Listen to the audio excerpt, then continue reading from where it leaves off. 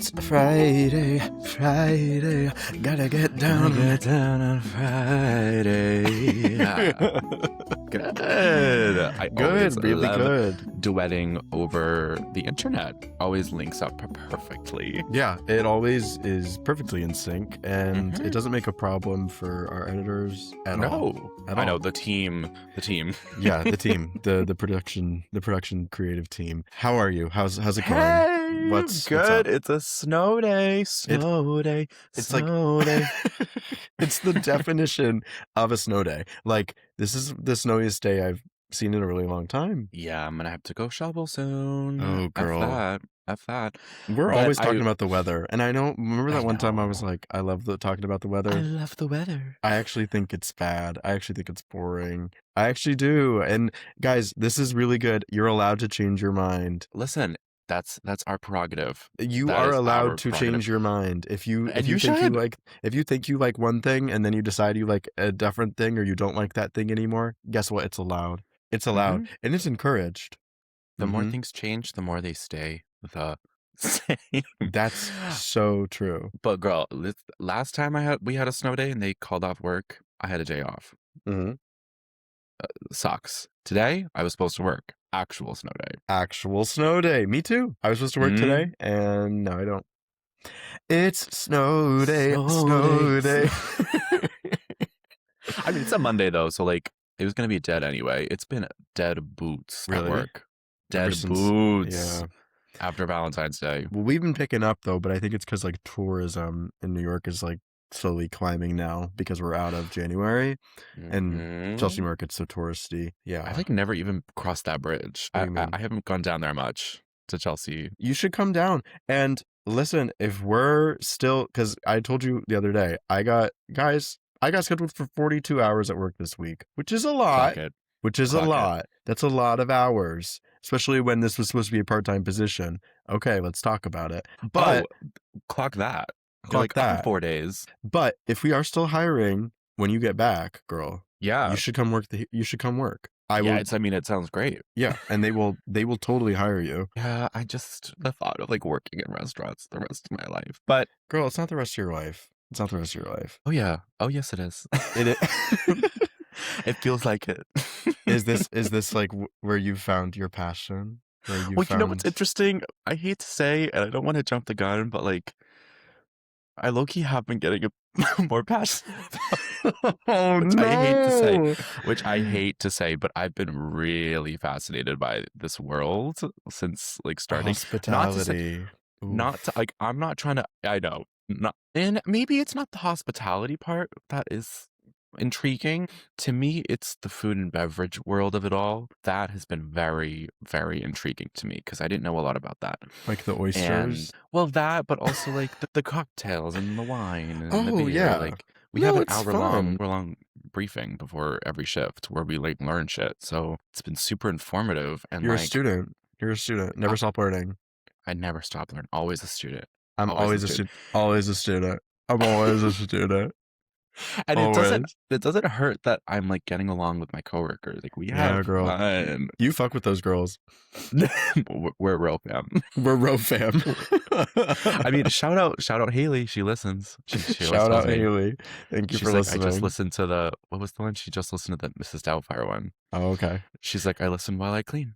I'm so glad we can be in the background while people do their activities that they hate. That's so awesome. Because that's the point, right? That's the point here. Yeah. Well, I really want to get back into what we're talking about this week. I've been percolating all week about it, and I'm just like really wanting to finish this story, to see it through. So to literally close the chapter. Yes. So to speak. Should we get into it? Let's get into it. Hello, I'm Carson. And I'm Connor. And this is He Said, a podcast where we deep dive week by week into anything and everything that fascinates us. We started this podcast because we feel what the world needs right now is two white gay guys talking to each other about their opinions. Enjoy. Okay, everyone, welcome back to my channel. This is part two This is the Part deux. folie à deux of the Stephen Sondheim versus Andrew Lloyd Webber heated rivalry discussion. Yes. Welcome back. We have a lot to get through today. We're gonna go Quick through and it. dirty. We're gonna talk about what we need to talk about, and then Mhm. we're gonna talk about even more what we need to talk about later. So just bear with me.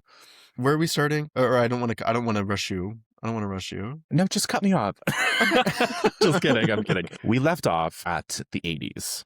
I was going to try to get through the 80s last time, but we had a lot to say about Company. So the first time that I'd say these two writers had their biggest hits at the time come to Broadway was in the late 70s, early 80s with Evita and Sweeney Todd. They weren't in the same year, but Evita came first, or no, Sweeney Todd came first to Broadway. Evita was first in London, but then they did Sweeney Todd on Broadway. It wins a million Tonys, best musical, blah, blah, blah, blah, blah. I love Sweeney. Oh, I love it. Love Sweeney. It's my favorite work of his, probably. Really? I think so, just because I'm like a horror person. You're a like, I'm a horror. But I am fascinated when people are able to combine musical theater and horror because it's something that is not easily done. And somehow also this work is like one of the few actual like Broadway operas I would consider just because of its use of motif. And it's pretty much like all underscored like the whole time.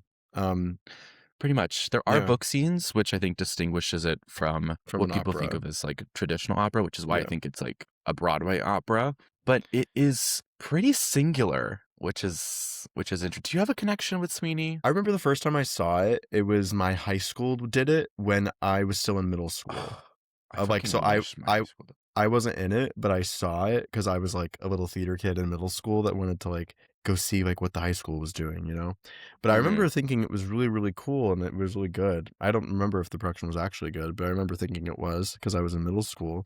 And I remember being scared by it, specifically the big like loud noises when he kills somebody, like the high pitched like the steam whistle. Yeah, the steam whistle was pretty frightening for sure, but I think it's also just very off-putting in general, which is you should be off-putting.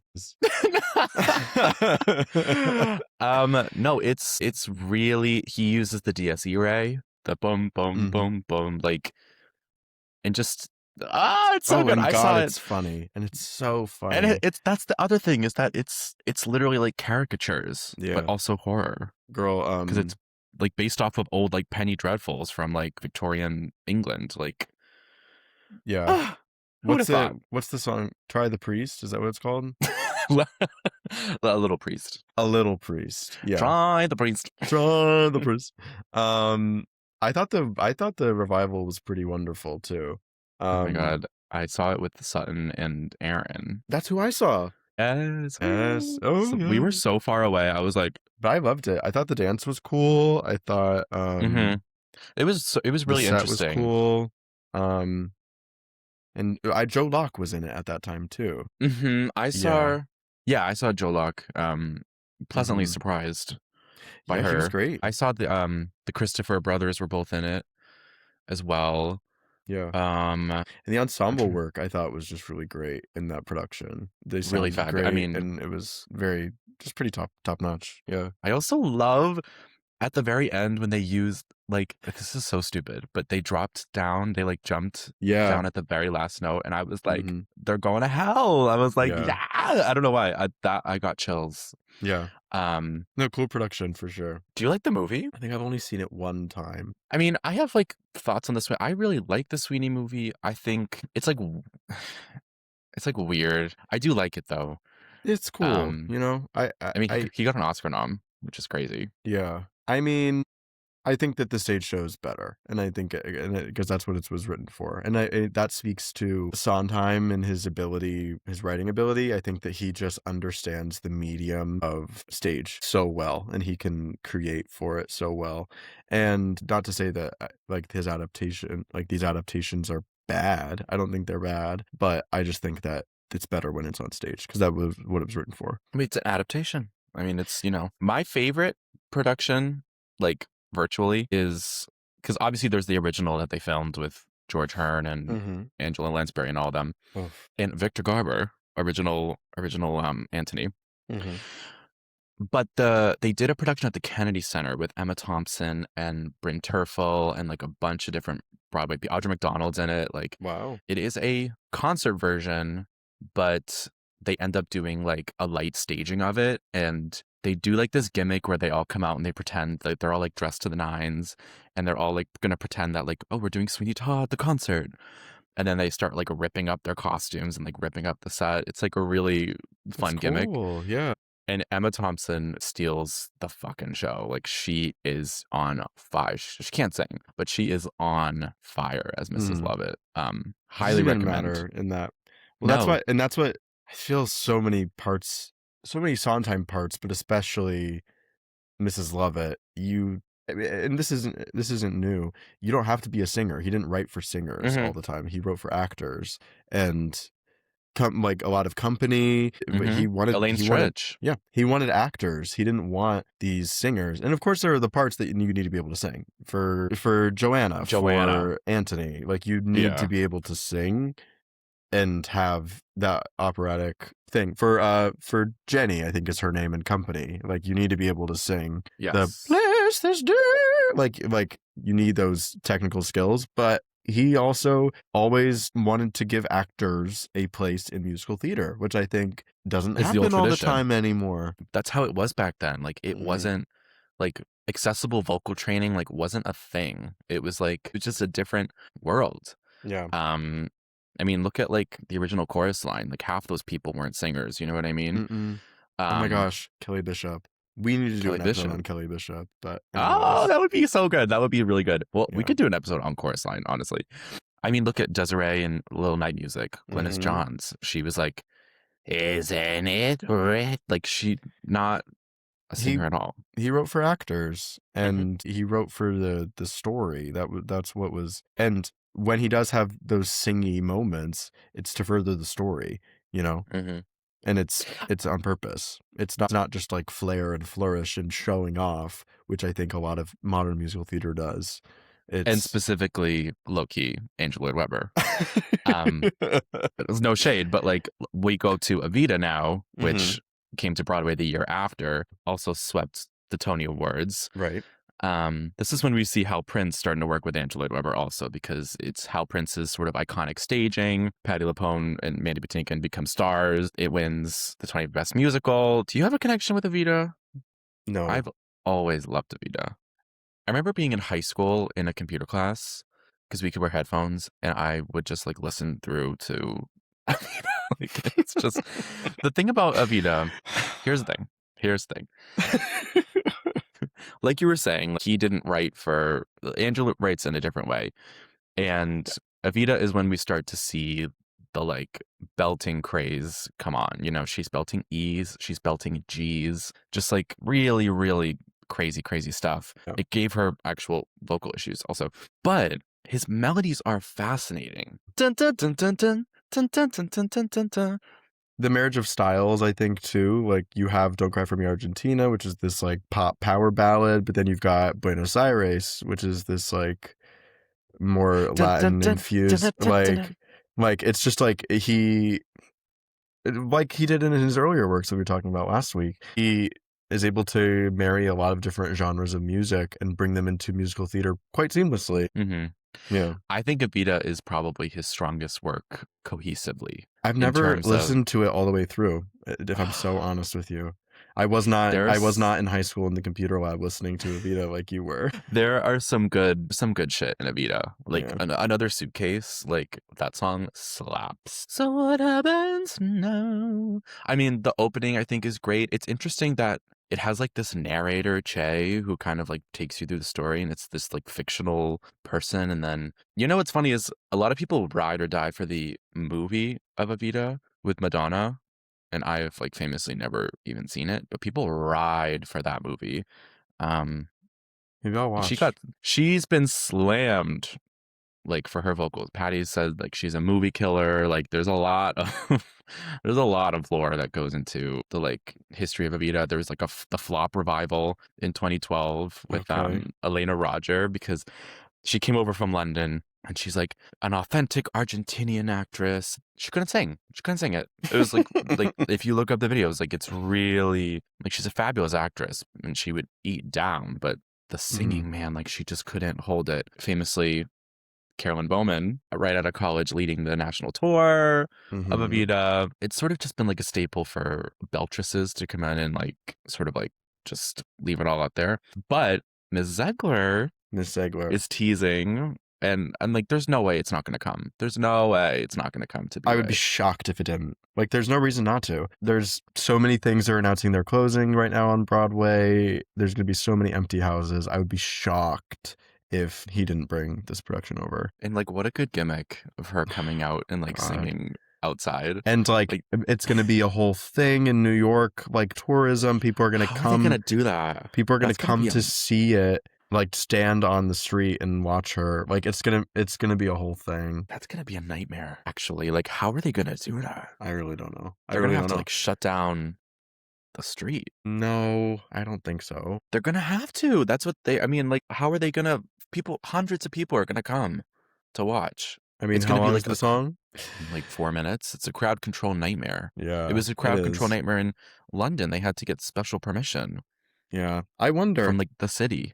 Yeah. I mean, it was almost, it was a big enough nightmare for what's-his-face to walk down the street in Sunset Boulevard. Like, she's a huge star. I don't know. Yeah. I'm very curious, know either. Though. We'll see. But if she comes, I mean, that Tony is hers. It is. I'm that. So, anyway, you got to get on the Evita train. Join us. Leave your fields to flower. But these kind of come one right after the other. So we have Sweeney first, it wins 1 million awards. We have Evita second, wins 1 million awards. Both Hal Prince productions. He's the king of Broadway, as quoted in the review they did of him. Subsequent to Sondheim's biggest hit, now we have Merrily. Which is arguably his biggest flop. Original, yeah. Yeah, I mean, literally almost made him quit writing for theater completely. It was like it really affected him. He was just going to go do movies and like other things. He felt like he was set up to fail, low-key. That's how he felt. Explain, like why? He just felt like the reviews, like, this is the thing about Sondheim. He was always like a critical darling for the most part, but the audience was never really there. His shows have never been financially successful on Broadway. And it seemed up until this point, this was sort of like the culmination of like, what's he going to do next? What's he going to do next? Like, how is he going to outdo himself? Yeah. Just like because of how high quality it's been, whatever, like people, I think, were waiting for him to fail. Do you know what I mean? And I think when you bring a show like this that is not easily digestible in ways that his subsequent shows had been the past 10 years, it's so easy to just like tear it down and be like, oh, this isn't whatever, like, this is whatever, close in 2 weeks. Like, crazy. Wow. And they had to do the names on the shirts? Yeah, they literally, because people didn't get it. They didn't get it. And so they had to literally put the names of the characters on their costumes so that people could tell who was who. That is crazy to me. That is crazy that occurred. It literally was like, it's been known for like the past 40 years of this show that they've never been able to make it work. They've never been able to make it work until literally like 4 years ago or 3 years ago, they did this revival, which ended look up at being... the cast, though. You got they had Groff and all-star Daniel cast, Radcliffe and Lindsay Mendez, like all-star cast, all-star. I mean, they had been doing it. They had been trying to make the show work for years, and I don't know. It was this perfect storm, of all these people coming together, and then I think also having it be like after his death. I think also this sort of like immortalization of this writer. Yeah. I think that is also, I think that plays into it a lot. Totally. And we now have this production where finally they made it work, and it was a sold out hit. You couldn't get tickets to it. It won millions of awards. It's really lovely that finally this show found its place and they now have this like penultimate production of it that exists and that it's they so recorded. great. The music is great. The story is great. Yeah, It I mean, it's like started one of out his like like lost a hits. song. The overture Like, slaps. yeah. They just never were able to make it work. So at the time, though, in the 80s, this kind of crushed him. This kind of sucked. And so he kind of takes a little bit of time away. And we also see him sort of like part ways a little bit with like the Hal Prince of it all and George Firth and whatever. Then we see in London this boom of what we now consider to be the mega musical. We see Cats hit the stage in the mid 80s. Yep. How you feel about Cats? What are your thoughts? Listen. Listen. Fun. It is. Like, it really is fun. It is fun. I'm so excited to go see Cats the Jellicle Ball that's coming out on Broadway. I'm really excited to get to see it in its off-Broadway run. I know. So I'm really excited it's coming back, and I'm excited to go see it. Like, I think I said this last week, Cats is the only ALW musical I've seen in person the whole way through. Gag it. I think it's fun, you know? It's crazy, it's wacky, it doesn't make any sense, but that's the point. And I think it's fun, and I think it's a spectacle, and that's all it needs to be. And exactly. Can we talk about Mimi Paris? Oh my God. Can we talk about Mimi Paris? I'll never shut up about Mimi Paris. That one breath. That one breath, baby. One breath Mimi. Mimi one breath Paris. Like, oh my God. Wow. My girl. You know, they said I was talking to this guy who did Goodspeed with her, and like she was just always on. And like was like she would like go out drinking, like she was like just like a regular girl, but then she would just come out and she'd be Mother. Yeah, that one. Yeah. And she also like did Mother in the revival that was like 12 years ago. Like she's been mothering a long She's been mothering for a really, really long time. She also, I saw her in at Goodspeed as Edwin Drood. Oh my God. She was fucking hilarious. To see her as Edwin Drood. She was so good. She sang her face off. She was hilarious. She can do anything. I'm thoroughly convinced she can play any part. She's so good. I can play any role. We'll get to it. Yeah.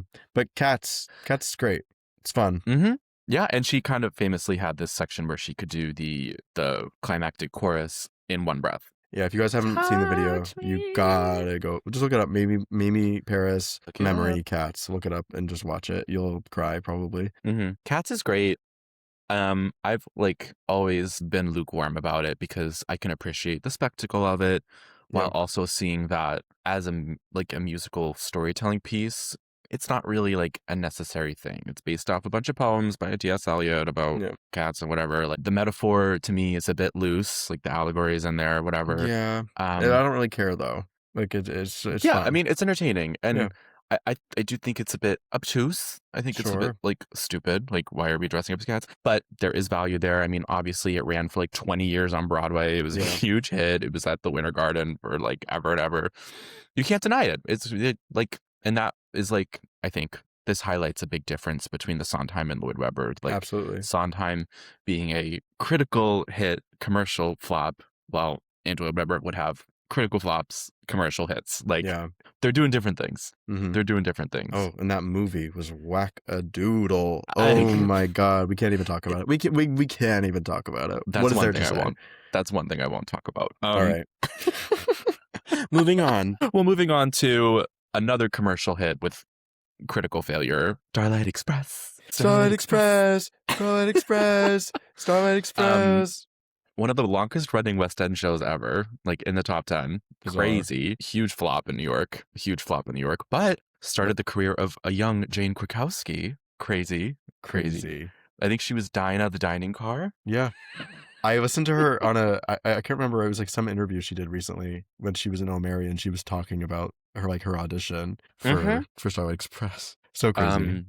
For those of you who don't know, Starlight Express was a mega musical where everyone was a train. And it was about trains, yeah. It was about trains, and everyone was a train, and they were roller skating through the arena. It was at the Gershwin. And was it? Yeah, it was at the Gershwin, and for those of you who've never been to the Gershwin, it is a massive, massive Mhm. Broadway house. It's where Wicked One of the is. biggest. It's been there since 2004, 2003. Yeah. 2003. The Gershwin is huge, and they literally transformed the entire stage into a skating rink. Like, there were half pipes, and you could go down to the bowl, and there were multi-levels. They would be Mhm. skating, doing the races of the trains. Yeah, it's bizarre. It's And bizarre. and super dangerous. And and super expensive. and very expensive. Lost a lot of money on that one, didn't he? Yeah. Uh, but it was like It had never been low-key, done before. yeah, Something like that had literally never been done. and kind of, continuing this legacy of starting the mega musical, Mm-hmm. just sort of like, in my opinion, after Evita, Andrew was just like, let's get the audience in. Let's win over the audience. Yeah. Low key. I mean, think of all of these mega musicals we're talking about: Cats, Starlight Express, Phantom of the Opera. Put these shows in Las Vegas. Done. Crowd pleasing, spectacle. You don't have to think Down. too hard. You don't like No. it's Light entertainment. you leave and you're like, wow, that was so much fun. I had a great Mm-hmm. time. Mm-hmm. But the That was chandelier crashed down to the stage. then that was not what Sondheim was trying to do at all. No. And in No. fact, next we see in 84, the same year as Starlight Express, one of his more abstract works, Sunday in the Park with George. This is the beginning of his long collaboration with one James Lapine, Love and they that work guy. together on multiple shows. And it's a bit avant-garde. What do you think? What do you think about Sunday? I love it. I think it's great. I love it too. I think the second act is not great. And I think a lot of people share that A lot of sentiment. people share that though, and I think it's again they've tried to get it right, to redo it. We'll see what happens with Ariana and Jonathan. Crazy. In London. I don't know. I think that Jake Gyllenhaal and Annaleigh Ashford was close. I think it was closer for sure. I think it's just really hard. The second act really takes a big swing, and it's like really hard to get people to care because I do think the music in the second act doesn't slow down. It's like it's the same quality as the first act. It's just as detailed, just as emotional and dense and beautiful. I think "Move On" is one of my favorite Sondheim songs ever. Oh my God. It's incredible, but I think the story just falls apart a bit. But that first act, wow, it's kind of without The first flaw. act is almost perfect, I'd say. Yeah. Like the way that, for those of you who don't know, it's based off of, it's a fictionalized version of George Seurat and, the painting. The painting, Which Sunday on La Grande Jatte, for some reason I have right here.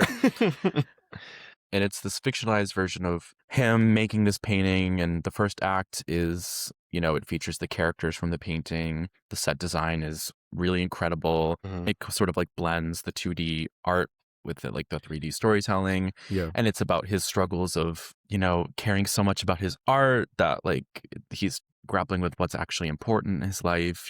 He wants to devote all of his energy into this, but is that actually fulfilling? A lot of really interesting artistic queries in the first act. I mean, I've always taken it. I've never done any research, but I've always taken it that it is George Seurat is a stand-in for Sondheim in this work, and instead of painting, it's composing. I think at this point in his life, I mean, how old was he? He was born in 30. He was 40 something. You're in your mid 40s and you have he was unmarried, had these questions of what is more important? Is it more important to make art, or is it more important to find love and have children? It's dealing with a lot of these questions. Same with Company. He was about the same age as Bobby when he wrote Company. It's like these questions that Sondheim is, I think, asking the audience, but is also asking himself. And I just think that Sunday in the Park with George is just a great thing for artists to relate to and to think about. It's also another reason why a lot of people, I think he struggled to find a commercial audience, because it's that thing where you go to the theater for entertainment and it makes you think about all of the moral, darker moral themes that life presents. And it's you start to see yourself in it, and it's not always pleasant. And I think this is another example, Company being another one as well. Merrily, for sure. People have speculated for years that this is sort of more of an autobiographical take, which he has always denied. He always says that like if there was ever like an autobiographical sort of work that he had tailored to, it would be Merrily, because it was like actually about composers. But people have speculated for years that the questions that he poses in this are personal. And I think like even if it's not entirely autobiographical, I think that there are parts of Sondheim in every single work. It's everything you write, whether even though it's about characters, there are parts of you that are going to be in there because that's what you have to do in order to make art, and to write things. You have to put some of yourself into it. Did we ever talk about? We didn't even talk about last week with Company with the original ending. Oh yeah. What was it called? Yeah. Happily Ever After, right? Was the original ending song before he wrote Being Alive. Being Alive. And it had like horrible reviews because he wrote, for those of you who don't know, he wrote this song called Happily Ever After. And it was a very, very depressing end of the show, basically, where Bobby was like, well, we're all going to die, so I'm never going to find love, and we're all just going to die anyway, so what's the point? It was like the take that Bobby had at the end of the show, and it was responded to so poorly by audiences that the producers were like, you have to write a different song, like you have to write a different ending. And so then he writes Being Alive, which is great, and it's much more hopeful, much more emotional. It's emotional in a different way. I love Being Alive, and I think the ending is great, and it is much more hopeful. But it's interesting to see what his original take was, you know? Yeah. I mean, he's always like had these dark themes, and he's always tried to sneak it in. Like nothing has ever been like face value. Like there's always something underneath. Well, that's what's so great about Sweetie, and that's what we even talk about. Like how every single one of those characters like has darkness, even though if you think that they're great and they're the hero or whatever, there's still something a little off about every single one of them. Yeah, I mean, ooh, it's so good. A good drama, you know, like a good character has flaws, and the villains have good qualities. Sunday it's one of the more avant-garde works, but it has a bit more of an appreciation. I mean, it literally wins the Pulitzer for drama. So whether or not audiences resonated with it, or I think audiences could resonate, but even though it didn't have like a commercial, it wasn't like successful run. Exactly. It wasn't Cats. And obviously it has gone on through many iterations, blah, blah, blah, blah, blah. It's going back to London with Ariana. With Ariana Grande. So he's working with James Lapine now. And then in the late 90s, we see both of these writers come together in the same year with A Phantom of the Opera and Into the Woods, where we have the big battle.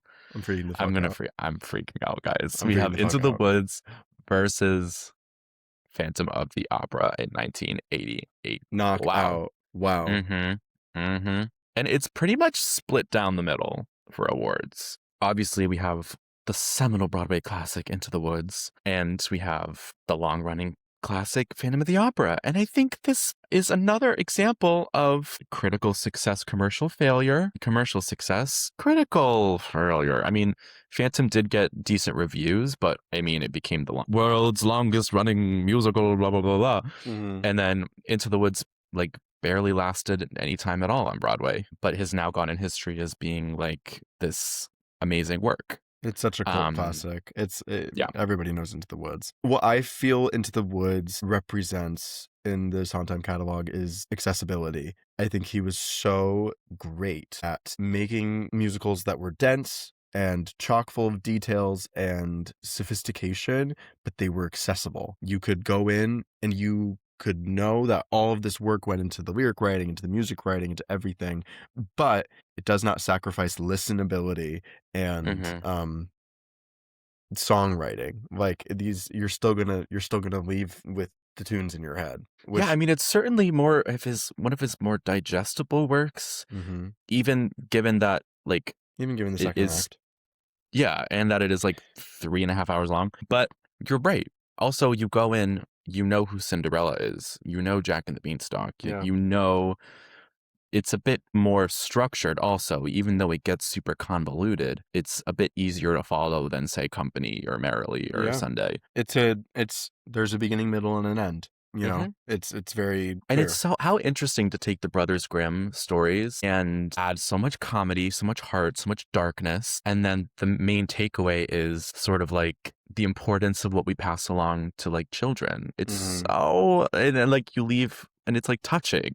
Yeah. It's a perfect blend. It's the perfect blend. Yeah. I mean, I was in this. I was Jack in Into the Woods at Ugh, Gene's Playhouse, and we were in it. And what I learned while doing this show is the book is so great. James Lapine's so book is good. incredible. The scenes are so well written and they're so snippy. And every scene is like less than a page. Like it's very like you're gonna do this, and then we're gonna go there, and then we're gonna go to okay, and then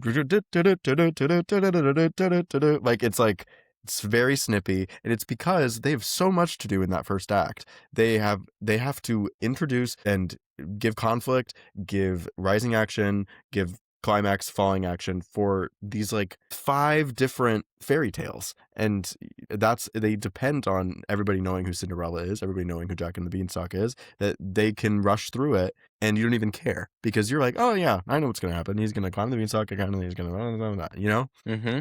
it's great. And from a linear standpoint, this is a great example of having songs that you start the song at point A, you get to point B, and by the time the song is over, we're at a different point in the story, or we've Yeah, learned something important, or it's like efficient. truly masterful theater lyric writing in this one, like every song. And then we have Phantom. And then we have Phantom. Guys, listen, do I have a poster of Phantom on my wall right there? Yes, I do. Yes, I do. Phantom is sentimental to me. I understand. I get it. It's all fluff. It's like whatever. It's a guilty pleasure. So me. So me.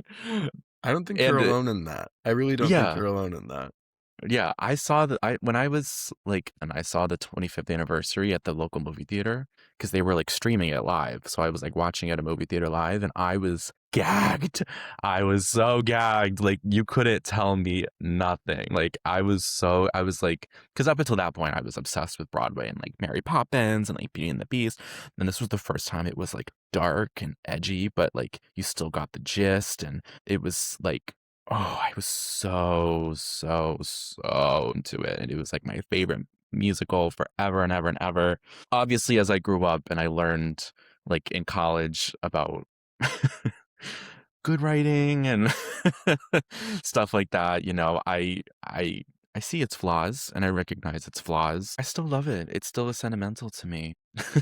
But what do you feel about Phantom? So I've never seen it. I've never seen Phantom. I famously have never listened to it even all the way through. I know a lot of the songs. I think All I Ask of You is pretty amazing. It's one of my favorite musical theater songs. It's so Um, good.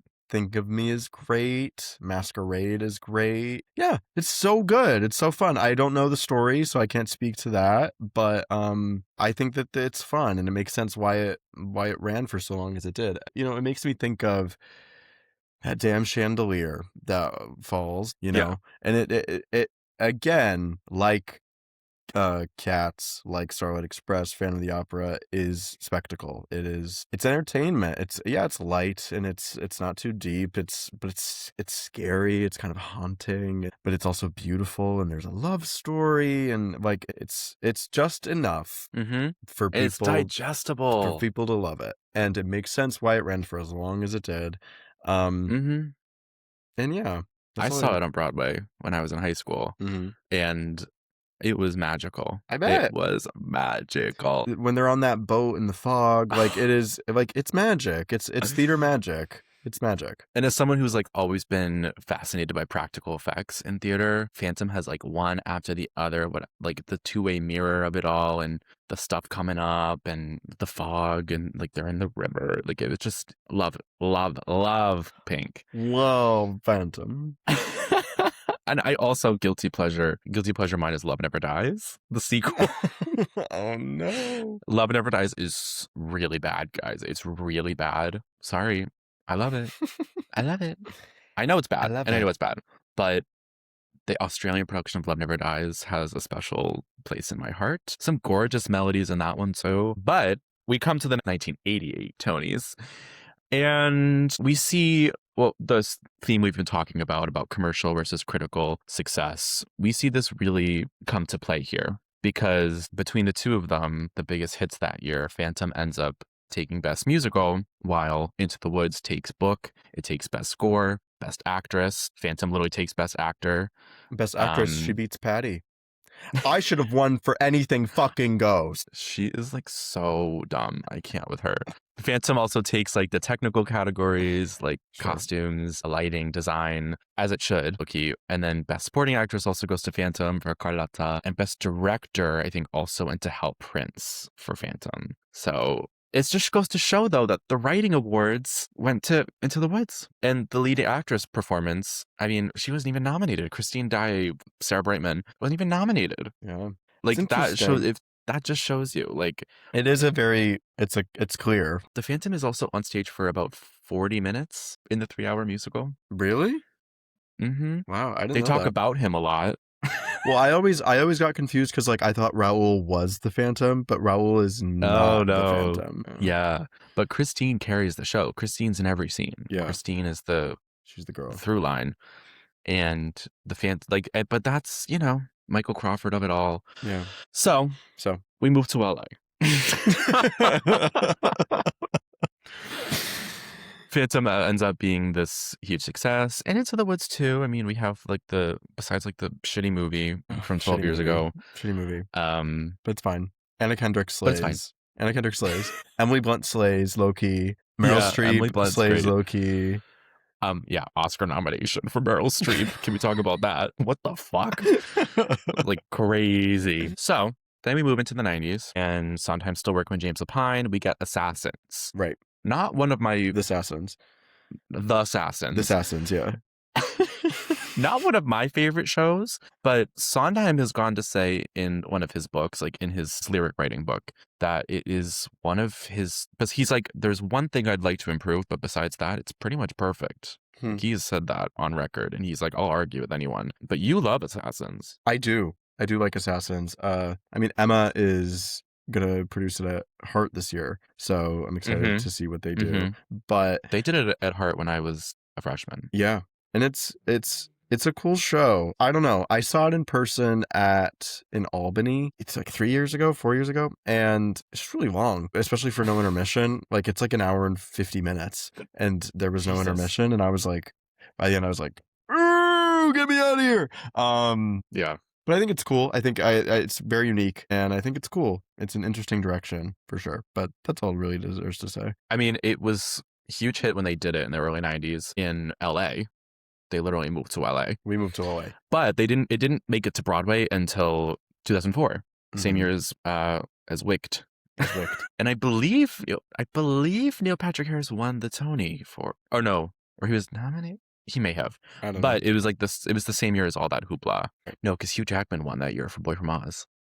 Anyway, so like the definition of like a true cult classic coming to Broadway years later. Yeah, it's great. We have Assassins. Then in 94, we get Passion, which is the last of his winning for Best Musical. Do you know much about Passion? Not really, to be honest. Like no one does. Yeah.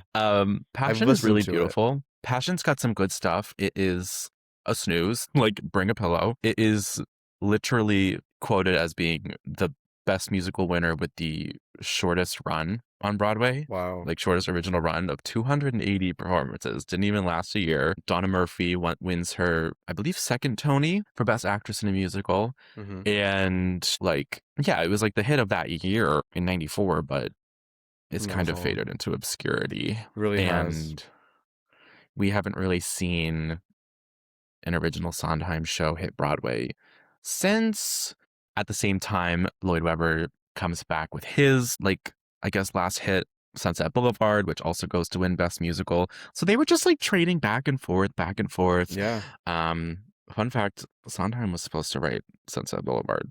Could you imagine if Sondheim had written Sunset Boulevard? It'd be so different. It'd be so different. Because I enjoyed Sunset when I saw it last year, but me too. God, is that show obtuse. my God. I I fell asleep. I fear if not for all the crazy tech elements, I think I would have been really bored. And same with the original production, because the original production literally had like this huge like mansion set that would rise. Yeah. The entire thing would rise. And then of course like this you have to have like a star power performance. Obviously Glenn Close winning the Tony after Patty was famously fired from the London production.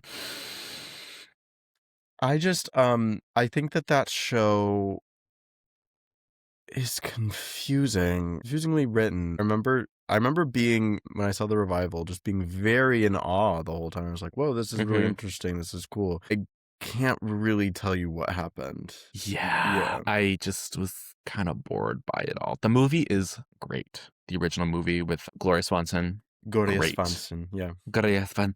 I feel like Gloria Swanson. I feel like Gloria Swanson. But that's like the last of his Best Musical winning shows. Probably like his like crappiest. Not gonna lie. Yeah. They both keep working. We're seeing like sort of the end. That's like sort of the end of like Sondheim's like big tenure. Andrew has kept working though. Like in the late 90s, he did Whistle Down the Wind. Stand Up. The girls who know Whistle Down the Wind know Whistle Down the Wind. I love Whistle Down the Wind. I've never heard of this. This is literally the first time I'm hearing no one has. No one has. I saw there was a national tour and I saw it when I was like 10 in Boston. Loved it. Very dark show. It's about like this church in Louisiana and this fugitive is hiding out in this barn and all the local kids think he's Jesus because they're all like super Christians, whatever. It's really interesting. Flawed, but interesting. Sondheim, of course, has this famous work, Roadshow or Bounce or whatever it's called, and it like never comes to fruition. They were going to bring it to Broadway in 2000. It didn't work out. Like there's just been a lot of lore about this musical. Sondheim was known to be a procrastinator. Like he literally had to have someone like screaming at him for him to actually like sit down and finish a work. And so I think that's sort of why I think he got older and was like it's hard. he couldn't be bothered. Yeah. Lloyd Webber does Love Never Dies. He does this reimagined Wizard of Oz. Lloyd Webber also does like all these crazy TV shows to try to like gain traction for his West End shows. Blah blah blah blah blah. School of Rock comes. Like love School of Rock. Love School of Rock. Love School of Rock. Love School of Rock. Love School of Rock. What's that song? If only you would listen. Oh yeah. Or when I climb to the top of Mount Rock. Yeah. Oh God. Alex Brightman. Love it. Love it. Yeah. His like sort of big, huge moment. I love the kids actually play the instruments. I think that's so fun and so cool. And yeah, I was obsessed with School of Rock when I was in high school. Really? Yeah. I could give or take it, but I see the appeal for sure. Yeah. I just think it's impressive that they play the instruments. That's my it is. Thing. I mean, talent. Capital T. Then then we have Andrew's version of Cinderella that he opens on the West End. And it's called Cinderella. And it's a reimagined version starring Carrie Hope Fletcher. Book by Emerald Fennell, which I just found out the other day. Oh, yeah. Book by Emerald Fennell of famous Wuthering Heights. We'll talk about it later. Okay. Who my brother hates Emerald Fennell. Anyways, bad Cinderella. Nepo baby also. Nepo baby. Literally his goddaughter. Anyway, so comes to London 2021. It was supposed to open August 2020, but that didn't happen. The pandy. Sort of plagued from the start. People in the cast kept getting COVID. Literally plagued from the start. Plagued. But it actually got pretty good reviews. Like it got good reviews and it closed early because it just was struggling during that time. A lot of things were. There was drama because the cast wasn't told they were going to be closing and then they closed. And on the closing night, they read this letter from Andrew and he says that he was like, although it was a costly mistake, and everyone boos and is like, whoa, he is just jumping on saying this was a mistake and all that. And it was a bit disrespectful. He got a lot of flack for that. I remember apologizing publicly. Yeah. And so what does he do? He's like, let's bring it to Broadway. Let's ship it over. Let's ship it over to Broadway. And he retools it a little bit. Bad Cinderella, that's the name they call me. The infamous Bad Cinderella. Taunt me and tease me. That won't upset me. Like the kick scene around the world. Oh my God, the kick heard around the world. Literally heard around the world. Wow. I'm not your... What is it? I'm not just your Cinderella. I'm your bad Cinderella. Cinderella. Kick. Awful. Literally. Awful. One of the biggest flops of recent years. And it closed after like 3 months. It was like 85 performances. Wow. I am bad Cinderella. You know. And it marked the first time in 44 years where there was not an Andrew Lloyd Webber show playing on Broadway. Clock that T. Which I literally think the only reason they brought this to Broadway was because Phantom was closing. Oh yeah, I remember saying that when it happened. I was like, and he's just trying to replace Phantom, and it's not going to work. And then, funny enough, Masquerade opens up a couple of years later. Yeah. So that ends Andrew's tenure on Broadway. He is still kicking, though, even though he's in his late 70s. He's still writing. There's plans for another show coming in a few years. Like, buckle up. Buckle up, girls. And then Sondheim passes away during COVID. Very, very sad. But they do bring posthumously one of his later works to light with Here We Are, which I don't know much about. I didn't get to see it when it was off Broadway because tickets were outrageously expensive and everyone was going, but people really liked it. It was odd because it was unfinished, but people like loved this show. Yeah, it's interesting. I mean, I think I remember when he passed, it was really close to when the Tick Tick Boom movie came out. With Andrew Garfield, and I remember I hadn't ever seen Tick Tick Boom. I didn't like know that like Sondheim is like literally a character in Tick Tick Boom. And I mean we could talk about, you know, he was you said last week he thought that teachers were so important in his life, and I think that he also passed that along to so many writers, including Jonathan Larson, Adam Gettle. There's, I mean, so many writers that he was an inspiration to and that he mentored throughout the years. And I think it's really special. And then also we have like the Sondheim Theater in New York. We don't have an Andrew Lloyd Webber Theater, do we? No, we don't. My favorite thing is that like the Sondheim Theater, like what the Sondheim Theater plays, like isn't it Angeliette is there right now, right? I think so. Which is just like so funny to me. Forever it was beautiful, and then a couple of things have been in and out of there, but yeah, I think it is I think it's Angeliette. They're like, which, you know, roar, roar, roar, oh every night. You're the light, you're the night, you're the color of my light.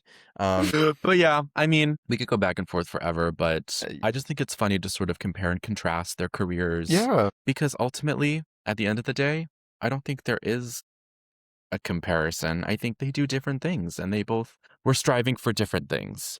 You know, audience appeal, critical appeal, moving the medium forward. They're both very good at what they're trying to do, too. I mean, I think that's what I've learned over the years is that when it comes to any kind of art, you can judge it. The way to judge it is by what was it trying to do? Did it achieve it?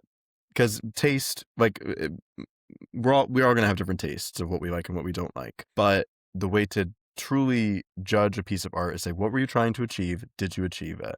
Even if it's not my taste, even if I don't like it, did you achieve it? And I think both Andrew Lloyd Webber and Stephen Sondheim were very good at achieving what they wanted to achieve and making a legacy and making an impact. So I think that they're both wildly successful. They're both capable of making really, really great work and did make really, really great work. They just had different goals. And they also, like, there's a video on YouTube of them together, and they're like sitting at a piano and like talking about each of their works. Like, they had a genuine respect for each other. Yeah. Like, I keep talking about this rivalry, but this rivalry I think exists in my mind. But, you know, they both were, they're both earnest composers in this medium that they both clearly love so much. So, and they respect the hell out of each other. So we should too. Well, thanks, Con. But anyway, what an enlightening convo.